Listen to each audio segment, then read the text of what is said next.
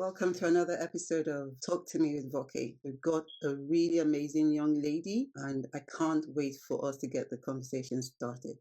And while we are waiting for my guests to join us, I just want to tell us a bit about what we're discussing and why we're discussing this. So, Talk to Me with Voke is really just about getting us to talk to ourselves, and especially my very youthful audience. I'm really honored to have the opportunity and the privilege to chat with a lot of young people today and to see what their challenges are and their outlook on life generally. And I feel it's my responsibility to be able to encourage them to say, you have what it takes to make the most out of your life. A lot of young people tend to just think that they're living for today, but I want to encourage you to understand that you're not only living for today, you are living for tomorrow. And the seeds that you actually sow today are very, very essential for how your tomorrow becomes and how your tomorrow looks. So I want to encourage every young person to stick around, because I am very sure that you are going to learn about fashion and beauty with brains, because our guest today, Benita Nwosu, is a package of all of that and even more. So while we are waiting for her to go live with me, I'll just want to read out her bio. So just listen to this interesting package from an amazing young lady. She says, "My name is Benita Nwosu. I'm 20 years old and I have been a jack of all trades at points in my life." I really like that about how you described yourself, Benita. A jack of all trades. And and she said that she was crowned Street Dance International Great British Champion. Wow. So you love dancing. We're going to be talking about that. She started a lip gloss company and a makeup service. Wow, that's impressive. And you're only 20. And she says, "I was very interested in fashion design and made hundreds of designs and garments. And I earned my grade 6 in playing the flute. But as of now, I'm purely focused on studying aeronautical and astronautical engineering with air vehicle system design at the University of Southampton." That is a lot to say for a 20-year-old. So let's start from there. Benita, do you want to add anything to what you just told us about yourself? No, that's pretty much it. I don't really have anything else, to be honest. Okay. Maybe you should go into more information or more details about how you got to be crowned the Street Dance International British Champion. Let's start from there. When did this happen? Yeah, so that was a couple of years ago. I think I was maybe like 15. And I had been with the dance company since I was, I want to say 10. And I had just joined the competition team. And it was my second or third competition where I got that title. And it was a really big deal because it's the kind of thing where they would announce backwards from fifth place. So they would announce like fifth, fourth, third, second. So when I hear my name called for like fifth, fourth, or third, I was like, okay, then I didn't place. Yeah. And they called me first, and it was like amazing. I was like, there's no way. And I remember that day when I got off the dance floor, my teacher was there, and she was like there, and she had like her jaw was like dropped. She was like, I had never seen you dance like that. That was amazing. But yeah. Wow. Yeah. So do you still dance? No, not really. Wow. That dance company, it shut down, and around the time that it shut down, it was like my GCSE year. So I didn't really have the energy to find another one. So I just didn't do it anymore. Yeah. So it was for a season and you maximized that season very well. Yeah. That is very good. So do you dance at home with your family, with your siblings? Yeah, because my sister dance with me as well. So Yeah. they still kind of do it. So if they do stuff, like I might do stuff with them. Like my sister, she's still in secondary school, so they had a gym and dance show, I think maybe a year, maybe 2 years ago. And it was after I had left, but she wanted to do a duet with me. So I went and I did the gym and dance show with her, yeah. Oh, that's so sweet. Wonderful, wonderful big sister you are. Well done. All right. So you also mentioned that you started your own lip gloss company and a makeup service, and you're only 20 years old. Care to tell us how that happened? Where did you get the idea from, and how did you go about it? So the makeup service that one happened first, I want to say when I was 14, 15. And it was around the time, it was like 2014, 2015, like the makeup trends. And I was just like really into that. So when I would do my makeup, I would like come to church and stuff, or like for like mufti day at school, people would see my makeup, they'd be like, oh my God, you're so good at it. you're so amazing. And for the shows that we had in our school, so the plays and like the gym and dance shows, like I would do the makeup for that as well. And people were like, no, you should charge for this. Like you should really charge for it. So I started charging for it. And I would do makeup for like wedding guests and stuff. And just like people who wanted to do their makeup before they went to like a party or something. I remember I did my friend's prom makeup twice. And so I just did that. A couple years after that, during COVID, I started a lip gloss company mostly because I was bored. And I like had a lot of encouragement from my parents, and my dad really wanted me to. My dad's always said that he wants me to do my own business instead of just like focusing on studies. Like he says that having a business is more important and stuff. So he gave me some startup money Oh, to start a lip gloss company. Yeah, he gave me something like £200. Yeah, and so I started a lip gloss company with that money, mainly promoted through like TikTok and stuff. And I remember I sold out in my first week. So, yeah. wow. Yeah. Well, thank God for dads that can see into the future and actually inspire you and encourage you to follow your dream and actually be an entrepreneur. That is really good. So kudos to daddy. Wonderful. Now tell us about school life. You've been able to do all of these stuff, as in your makeup, your dance, all almost in a similar time frame when you're 14, and you had schoolwork to go with that. So how did you manage to do all that? To be honest, it was more about, I wouldn't even say time management, because like when you're that young, you kind of just go with the flow. So it was about like I would dedicate what I would need to like my studies and stuff, and then everything else was kind of extracurricular. And I found it easy to do that until it got to like GCSE point, which is when I stopped dance, and I kind of stopped my makeup service around that time as well. I would only really do it like the summer before.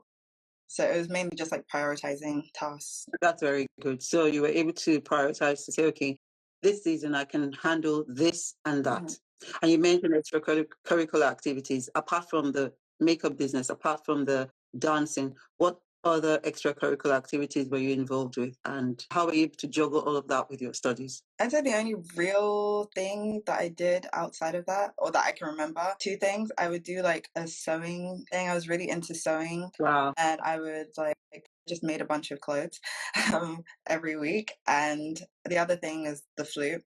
As I like mentioned, I got my grade 6, and I was in an orchestra in my secondary school as well. So that Oh, that's was, beautiful. yeah.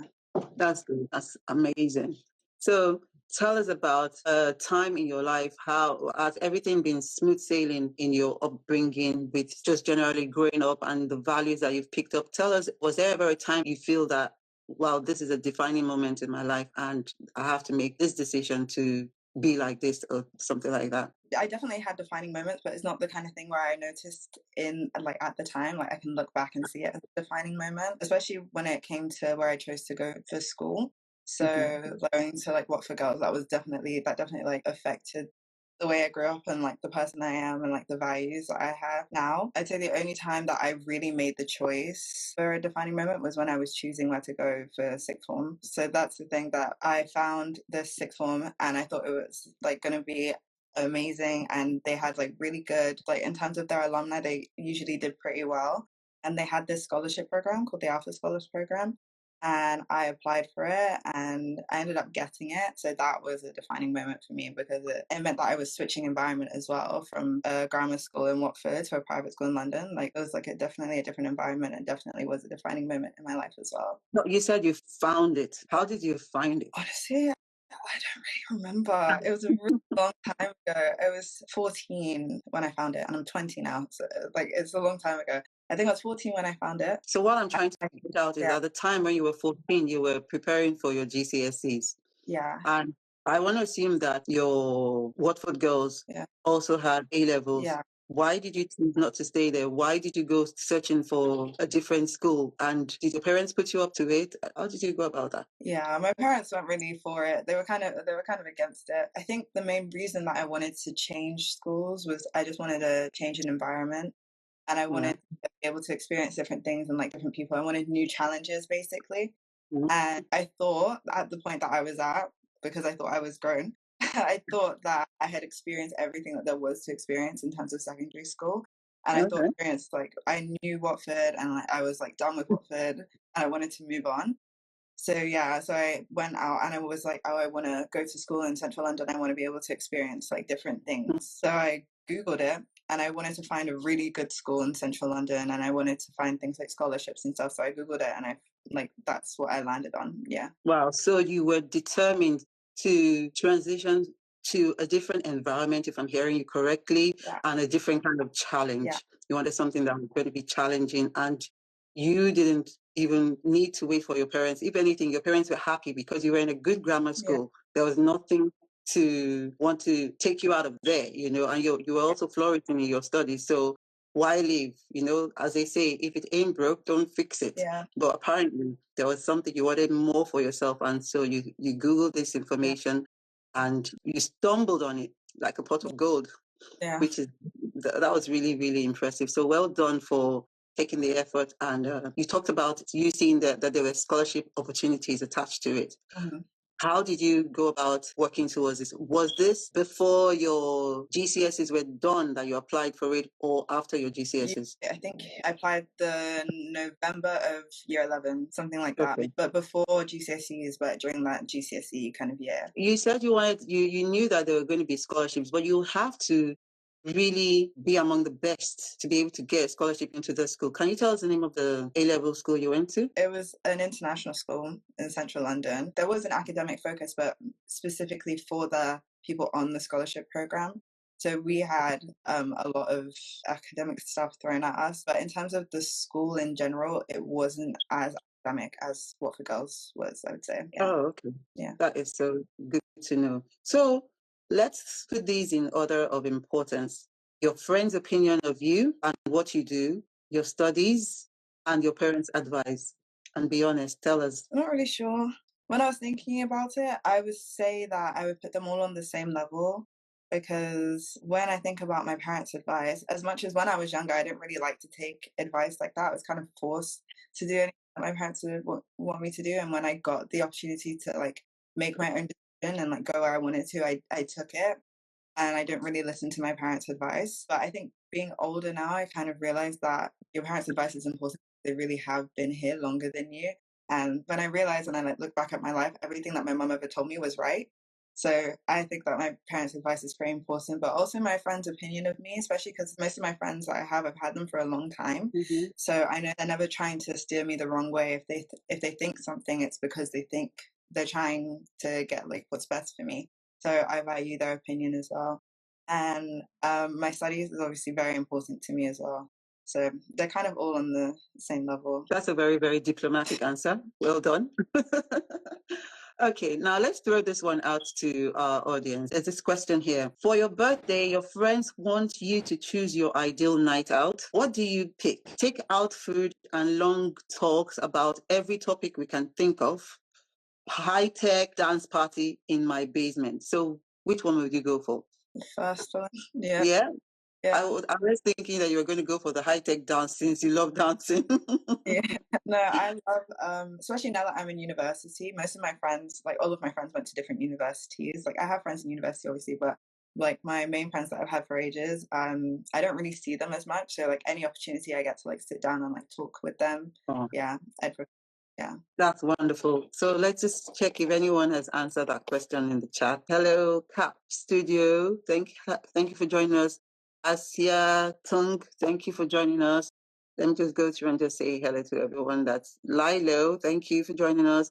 Min HTU, sorry if I'm pronouncing your name wrongly. Abisola Sheets, thank you so much for joining us. Ahura.ma, Atawa, thank you for joining us. We really appreciate your time. And TJ Isaacs has replied to that question. For the question, for your birthday, your friends want you to choose your ideal night out. What do you pick? A takeout food and long talks about every topic we can think of, or a high-tech dance party in my basement. And I think that your choice is what TJ Isaacs has also gone for, and what Ufoma Nakodia, she says, definitely the first one too. Amazing. So we value, from what I can hear, we actually value the conversation. And as you mentioned, because his friends are in different places, any opportunity to be together and catch up on time is more important than time well spent together. That is so good.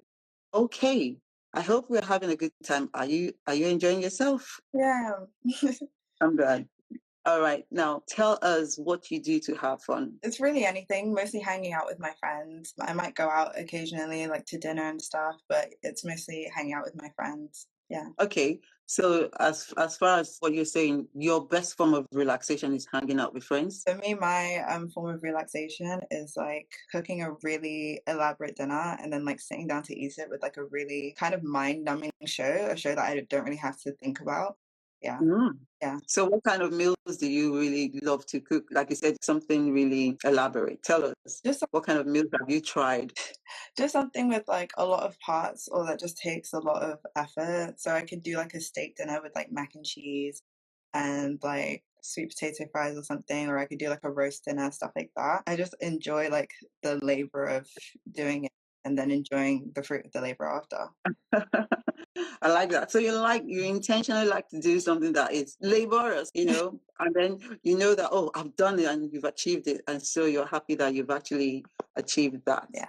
Well done. So tell us, with all your background in the creatives, you've told us that you love dancing. You danced and won the competition. You told us that you love making designs, and not only just doing the designs, but you also took the time to create those fabrics with your designs. So tell us, how did you make the transition, or how did you get into the world of aeronautics and astronautic engineering with your creative background? One would naturally think that you were going to go for something in fashion design in the university. So tell us, how did you make this transition? Honestly, I don't have a great answer for you. It's more that I didn't really have much of a choice.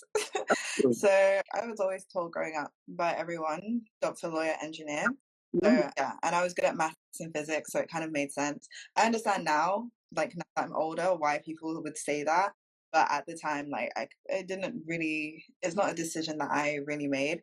In terms of astronautics and aeronautics, that's another thing where I don't have a great story for you. One time in church, in a circle, Mm-hmm. and we were talking about what we wanted to do in university. And in my head, I already knew that I wanted to do engineering at university. And this guy who was sitting opposite me said that he wanted to do aeronautical engineering. And I was like, aeronautical engineering, that sounds cool. And then I heard, and it sounds like something fancy that I can say to people, basically. I must have been like 13.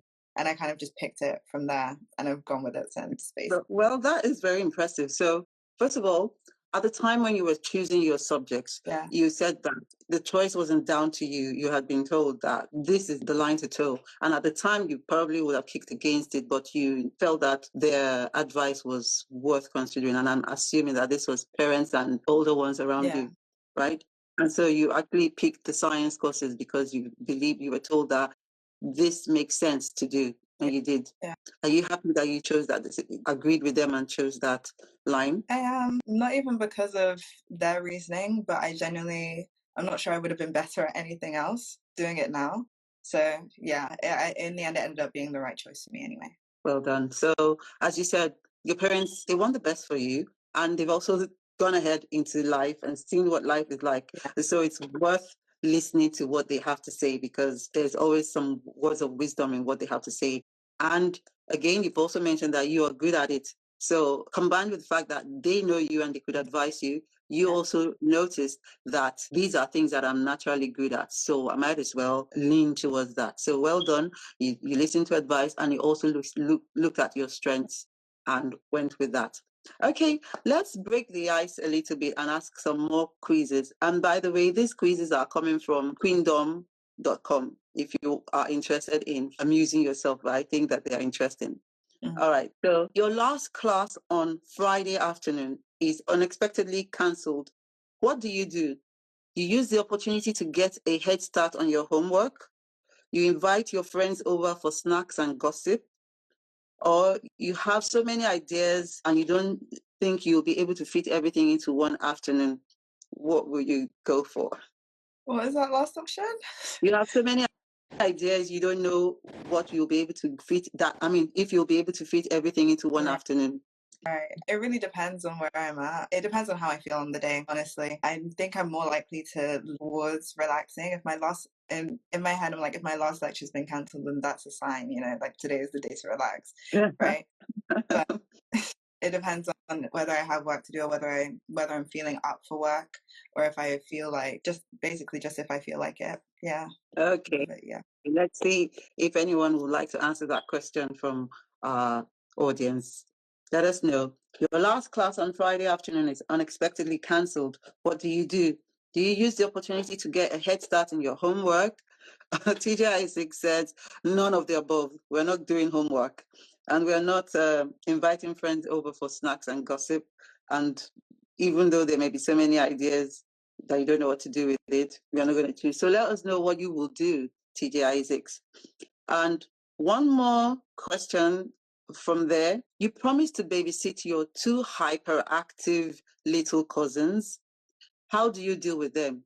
You sit them in front of the TV until they fall asleep. You play a lot of active games so you can tire them out. You dress up as different characters and put on a show for them. So what would you do? Probably the first or the second one. Maybe leaning more towards the second one, because if I'm spending time with like my little cousins, I want to play with them. And tiring them out seems like a good idea as well. Yeah. The faster you tire them out, the better it is for you. Then you'll be able to sit down and really relax. Well, that is good. Let us know what you also think, and I'll read the question again. You promise to babysit your two hyperactive little cousins. How do you deal with them? You sit in front of the TV until they fall asleep. You play a lot of active games so that you can tire them out, or you dress up as different characters and put on a show for them. Thank you for joining us, Simeon, on Baz. Great to have you with us. So yeah, we would love to hear our audience's options on that question while we go back and ask some questions. Yeah, so tell us something that is striking about you when someone sees you for the first time or spends an hour with you. What is the striking thing that they would actually say about you, or even if they've been with you for a while? I say physically, a lot of people talk about my eyes. I don't really see it, but people say that I have really big eyes. I don't get what that is, but I get that a lot Oh, when people, yeah. you've got beautiful eyes, I must admit. So that's good. That's very striking. And yeah, I think I agree with them too. I'll ask the next question then. Do you have any mentors? Not really, no. No. And why not? It's just a matter of circumstance, to be honest. I haven't actively seeked any out. I don't really have any mentors, but there is one person, and like a lot of universities will have something called a Black Women's Project. And there's one person in the Black Women's Project who I will often go to for help, but I wouldn't really say she's my mentor. So that's like in terms of a formal mentor. Can you tell us if you have any informal mentors, aunties, uncles, or if I were to pose it in a different way, do you have any influences? Who are the people that you look up to, and who are the people that you listen to and, I mean, take their advice and want to be like when you grow up? I'm not sure about like influencing or wanting to be like when I grow up, but in terms of taking it, always taking my mom's advice 100%, because she genuinely has never ever been wrong, ever. Wow. So you've tasted and you've seen, you've tested and seen as well that mommy knows best. Yeah. So God bless your mom for always giving you good advice. We bless God for parents that take the time to actually sit down, know the children, and give them the advice that helping to shape their future. And well done also for listening to those advices and seeing the fruit of them coming to pass in your life. All right. So if you were to go back in time, what would you change? I think number one thing I would change is I wouldn't take economics for A level. I would take I would have taken something like what's it called? Like IT. Computing. Yeah, computing, because that would have been so much more helpful to me in my engineering degree than economics has ever been. Another thing I would say is maybe I wouldn't have gone to the sixth form that I went to. I feel like because it wasn't as academic of an environment, even though we did kind of have the pressures because we were like I said, alpha scholars, we were scholarship students, we did have like additional pressures. The general feel and vibe of the school wasn't as academic as what for girls, and I feel like I maybe would have done better if I had stayed at my secondary school. Yeah. Okay. So well done for letting us know. And I'm sure that you had been ruggedly built in your grammar school, and so the soft life probably was too comfortable for you. Yeah. So well done. Now, can you tell us a bit about your study tips? And before I ask about your study tips, can you tell us about your GCSE results and your A-level results? And yeah, let's start with that. Would you like to know the subjects as well? Let's just know the overall grades and then you can break it down. Right. So in my GCSEs, I got 8 9s and 2 8s. Um, for A levels, I got 4 A's and then I got an A in my EPQ as well. Okay. Yeah. Now you have to tell us what that EPQ means so that someone who doesn't understand can understand. Right. So an EPQ is short for Extended Project Qualification. And basically what you do is you do a project or you write a really long essay and it counts for, I think, half an A level. And yeah, you just get graded on that. It's just an extra thing that some people might choose to do. You're not really supposed to do it if you do 4 subjects, but I did, which was also kind of a mistake. But it's just an extra thing that people do, especially when they have 3 subjects. It's a really good way, or at least it was a really good way for me to engage with my topic in a way with my subjects in a way that I wasn't really able to when I was just doing maths and physics. So yeah, it's just a long essay that you write and you get graded on.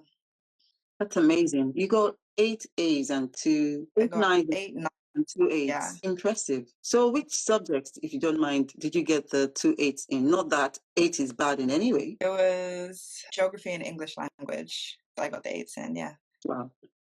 So all of your sciences, you got 9s in them. That is a big deal. So well done and kudos to you. Tell us, did you have a study routine? Did you use a tutor or did you go to tuition?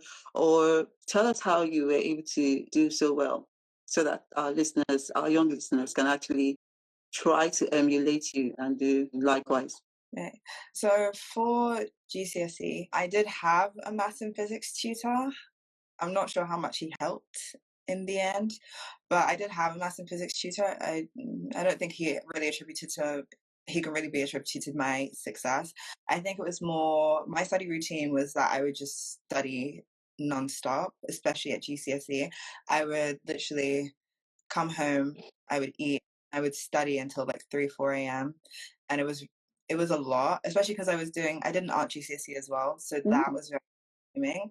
So I would basically just study and like nonstop. I did a lot of practice, especially because my main subjects were like maths and science. So the main thing for that is practice. So I would just do a lot of practice, all the past papers, I went through all of them, all the physics and maths tutor problem sheets, like I went through all of them. So yeah, just a lot of practice and a lot of like non-stop hardcore study sessions. Well done.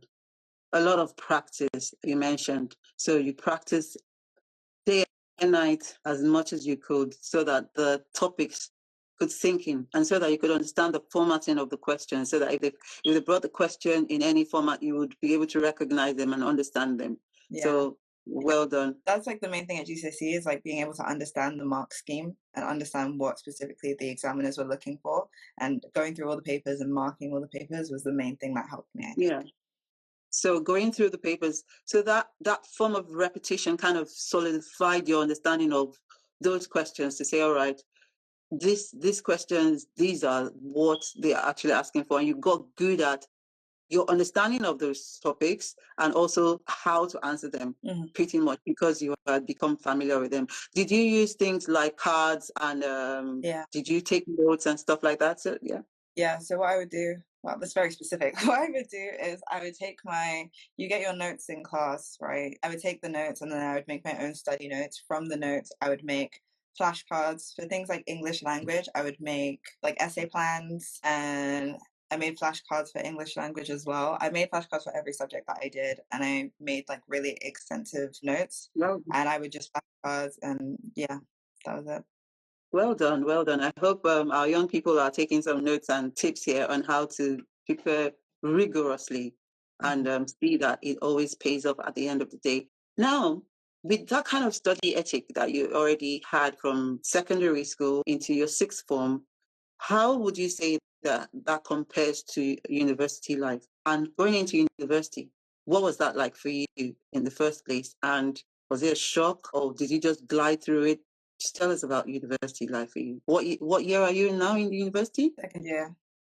my second year. Second year. So tell us about life in university, and if any of the things that you've learned from your grammar school to your sixth form have been applicable. Right. So I would say it wasn't much of a shock per se. It was definitely a change. It was a different environment.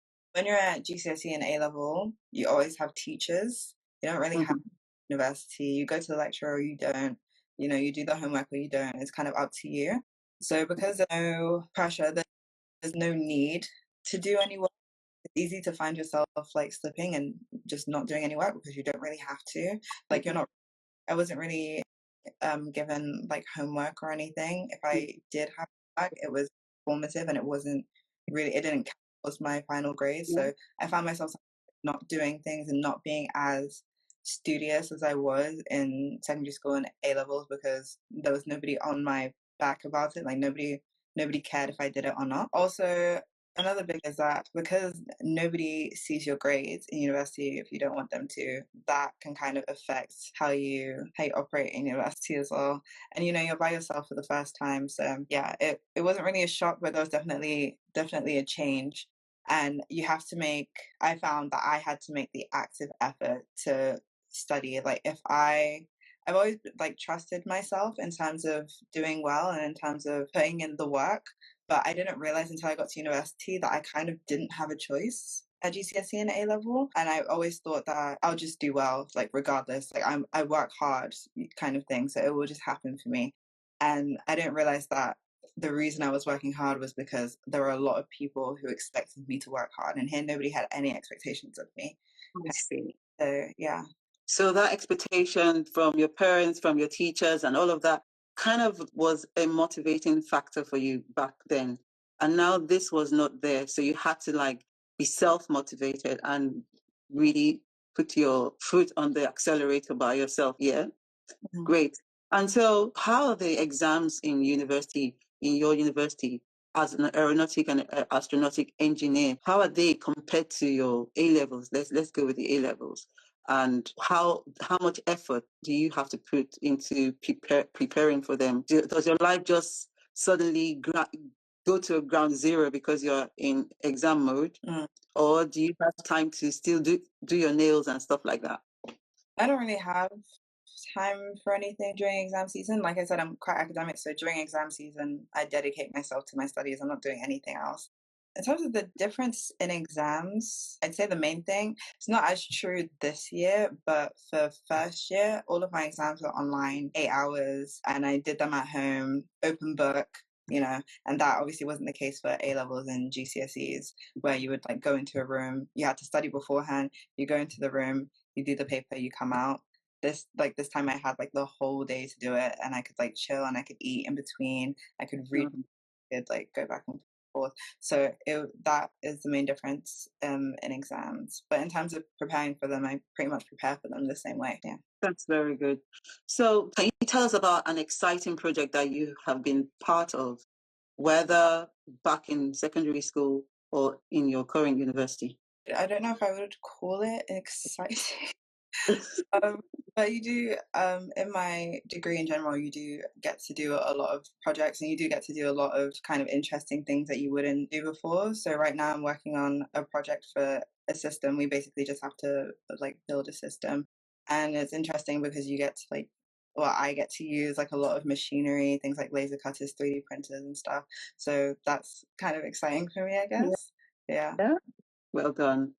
Thank you for sharing that. So let's go back and see if we can actually get our audience involved in our show. And I'll ask the question, at family reunions, what are you usually doing?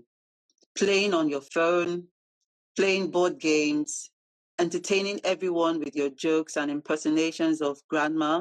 So which one would you do when you have like Christmas or Easter gatherings and stuff like that, New Year's Eve? Yeah. Every year for Christmas, me and my entire family play a game called Taboo. So I don't know if you've heard of it, but it's just a family game where you have to describe a word on a card and you're not allowed to use the words underneath it. Yeah. So that's always a lot of family because everyone gets quite heated and I was like people going to ask that. That is, I'm sure, is your family very competitive? Your siblings? yeah. we usually have two teams. So Yeah.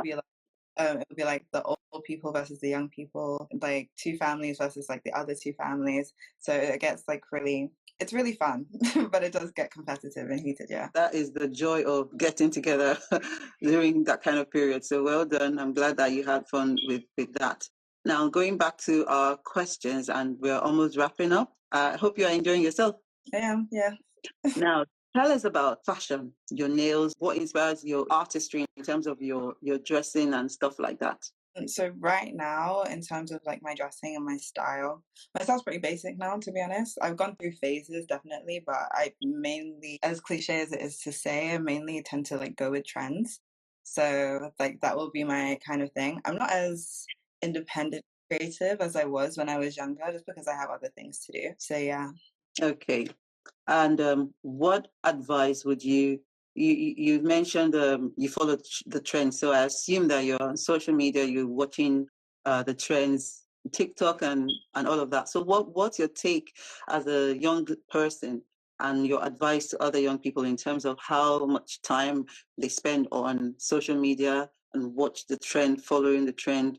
What would be your advice to them to be able to strike a balance with their academics and their future goals? Okay, in terms of striking a balance with your academics, I think that you as a person will know how you do with social media. You'll know if it's distracting to you, and you'll know which social medias are the most distracting. Like for me, I can spend hours on TikTok. So around exam periods, I just delete it. So yeah, just knowing like how you engage with it and knowing what to do, like knowing how you are and how that might affect your studies, and just being honest with yourself and knowing that you can live without it, basically. You can live without it for the period when you're writing exams, because your exams are more important. That is Benita's advice to our young people. Tell us about how your faith has played in your journey. Right. I'm not sure it's played that big of a role, to be honest. Generally, in your life, in your decision making, your academics, and tell us. I think the main thing for me with like my faith is that it's given me community.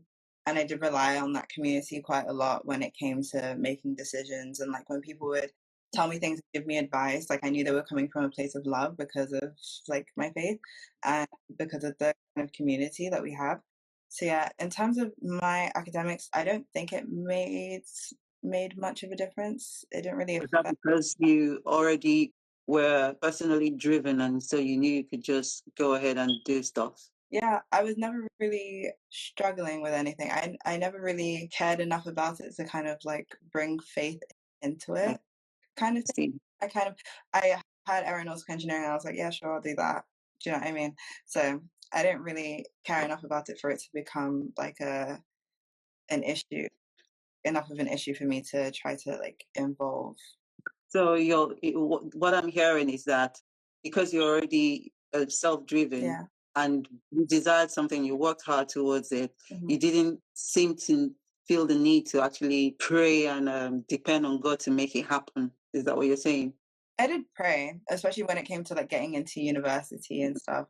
But Mm. making the decision, I wasn't really looking to God for guidance about whether or not it was the right decision because I guess I didn't really care too much if it was the right decision or not.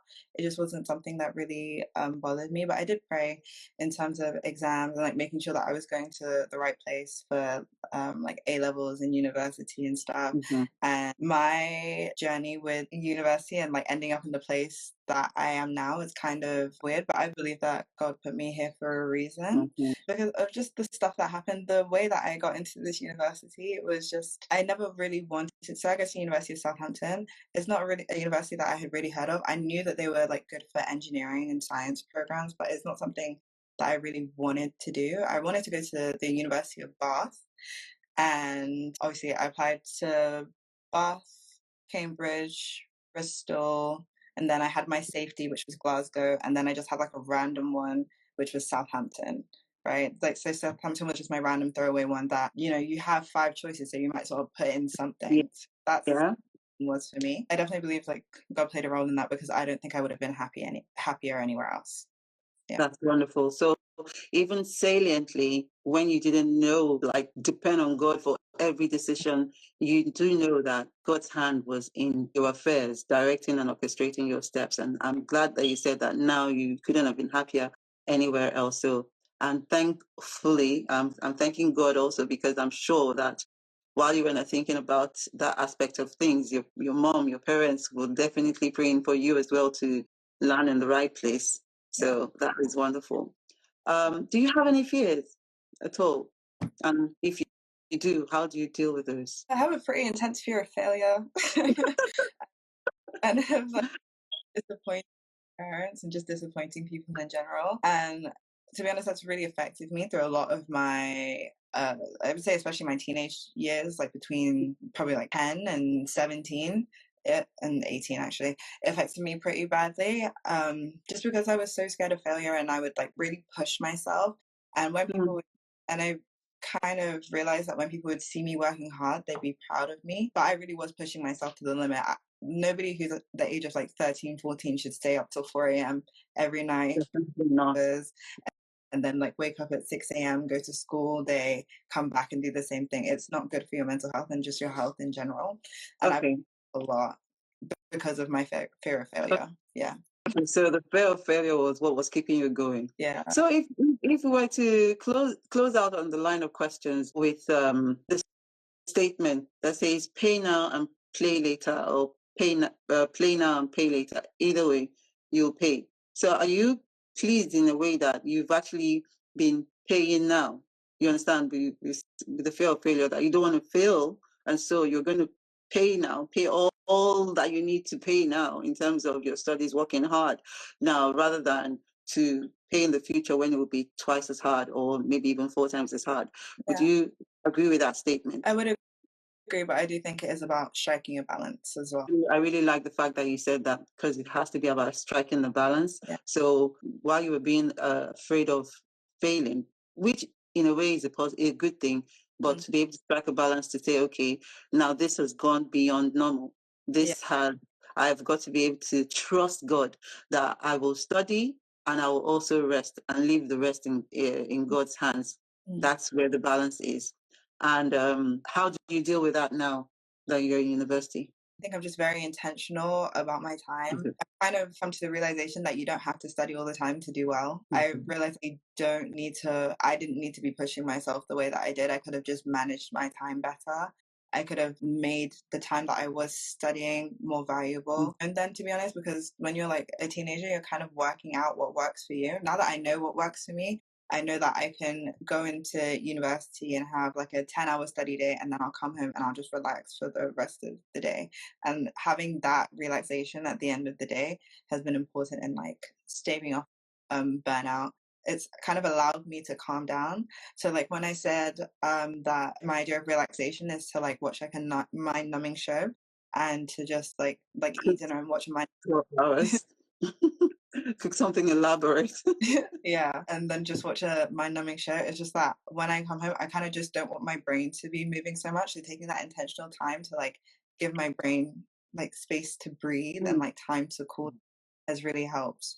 Yeah. Well done. So actually being able to study yourself and know what works for you, and inculcate rest into your activities while still making sure that you're not dropping the ball.